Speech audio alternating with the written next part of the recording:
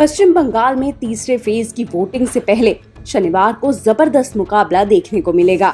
आज प्रधानमंत्री नरेंद्र मोदी और मुख्यमंत्री ममता बनर्जी हुगली जिले में होंगे। हालांकि दोनों की रैलियां अलग अलग समय और अलग अलग जगह होंगी।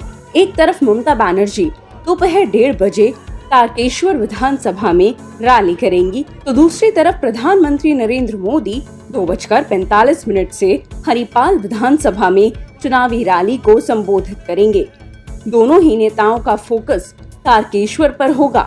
बता दें, इस पर भाजपा और टीएमसी के बीच कड़ा मुकाबला देखने को मिल रहा है। बंगाल की 294 सीटों के लिए 8 फेज में वोटिंग होनी है। पहले फेज की वोटिंग 27 मार्च और दूसरे फेज की वोटिंग 1 अप्रैल को हो चुकी है। अब 6 फेज की वोटिंग बाकी है। तीसरे फेज में 31 सीटों के लिए 6 अप्रैल को वोट। बिल्कुल, अभी मैं एक जंगपुरा में गया था। जंगपुरा में वहां महिलाओं ने शिकायत की है। स्कूल की दीवार से सटा हुआ शराब का ठेका, वहां पर सारे आरडब्ल्यूए के लोग, सब लोग वहां विरोध कर रहे हैं। उसके बावजूद भी दिल्ली सरकार ने वो स्कूल की दीवार से सटी हुई शराब की दुकान को बंद नहीं किया।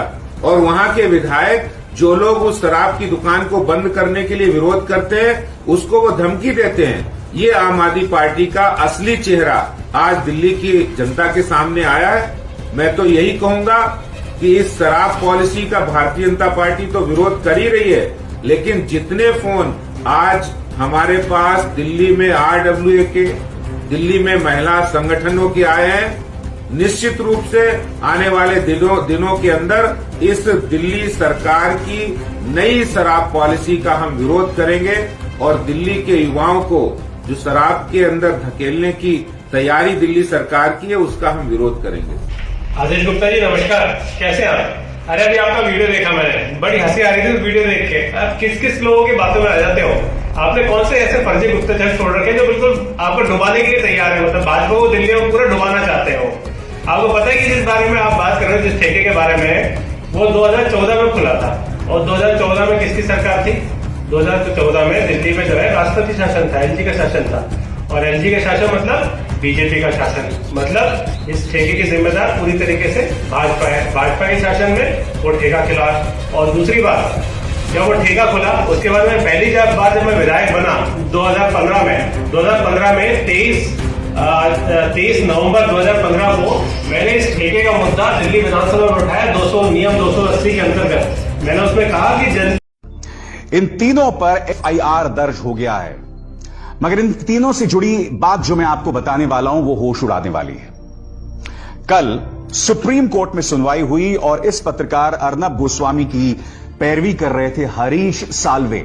ये शख्स हरीश साल्वे, और क्या जानते हैं कि इस शख्स ने अदालत में क्या कहा? कि इस मामले को सीबीआई के सुपुर्द कर दिया जाए। केंद्र सरकार, बीजेपी के सरकार के अंतर्गत आने वाली सीबीआई के सुपुर्द कर दिया जाए। क्या आप भूल गए हैं कि इसी सुप्रीम कोर्ट ने सीबीआई के बारे में आज से 6 साल पहले क्या कहा था? 7 साल पहले 2013 में कहा था कि यह पिंजरे में बंद तोता है। अब स्क्रीन पर देखिए, यही पत्रकार जो आज कह रहा है कि मामले को सीबीआई में शिफ्ट किया जाए, उसने इस मुद्दे पर बहस की थी। ये देखिए, जब ये टाइम्स नाउ में काम करता था तो उस वक्त सीबीआई तुम्हारे लिए तोता था, और आज तुम उसी सीबीआई के शरण में जा रहे हो। वो सीबीआई जो बद से बदतर होती गई है। बांद्रा में यह भीड़ जुटी थी। क्या आप जानते हैं इस पत्रकार ने इसी बांद्रा में कोई मस्जिद है, इसमें इसने हिंदू मुस्लिम लिंक जोड़ दिया था। पहला आरोप यह है। दूसरा, आपके स्क्रीन पर कांग्रेस की अध्यक्ष सोनिया गांधी, इसका यह आरोप था अपने कार्यक्रम में कि सोनिया गांधी ने ही पालघर में वो लिंचिंग्स करवाई और वो बहुत खुश होंगी इस बारे में। इतना बड़ा आरोप, और क्या कोई प्रमाण है? और इसके बाद बांद्रा में जो ये भीड़ इकट्ठा हुई थी, इसके बारे में इस शख्स ने कहा था ये सब भाड़े के टट्टू हैं। इन गरीब मजदूरों को इस आदमी ने भाड़े के टट्टू और अभिनेता बताया था। क्या आप जानते हैं कि यह आलसी पत्रकारिता की, नकलची पत्रकारिता की मिसाल है? क्योंकि बॉयकॉट हलाल नाम का एक ग्रुप है जो फेसबुक पर चलता है, इन्होंने यह स्क्रीनशॉट चलाया, देखिए आपकी स्क्रीन पर। इस पत्रकार ने उसे हूबहू उठाकर अपने कार्यक्रम में चला दिया।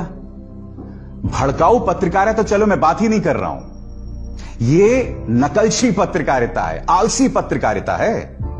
और मैं गिरिराज सिंह से बोल रहा हूं, जिस पत्रकार को तुम डिफेंड कर रहे हो, क्या आप जानते हो कि यह शख्स तिहाड़ जेल जा चुका है? आरोप था फिरौती वसूली का। नवीन जिंदल ने बाकायदा ये स्टिंग ऑपरेशन करवाया था, जिसमें ये तमाम चीजें सामने उभर कर आई थी और जिसके चलते ये जेल गए थे। बीजेपी के लोग थे, जो वहां का एमपी था, मेंबर पार्लियामेंट, उसके आदमी थे वे।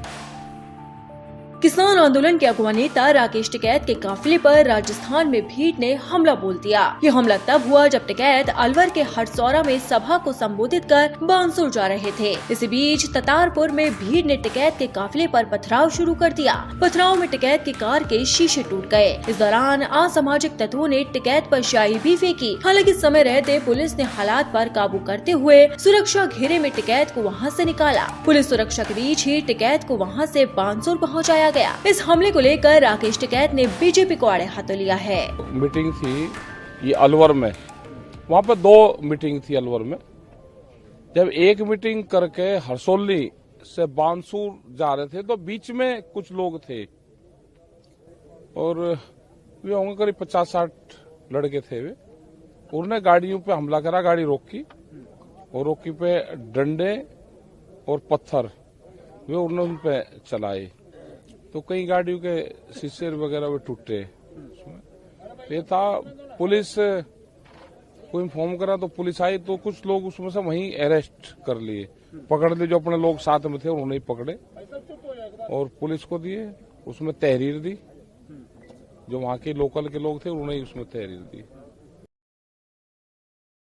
मनरेगा आपकी विफलताओं का जीता जागता स्मारक है।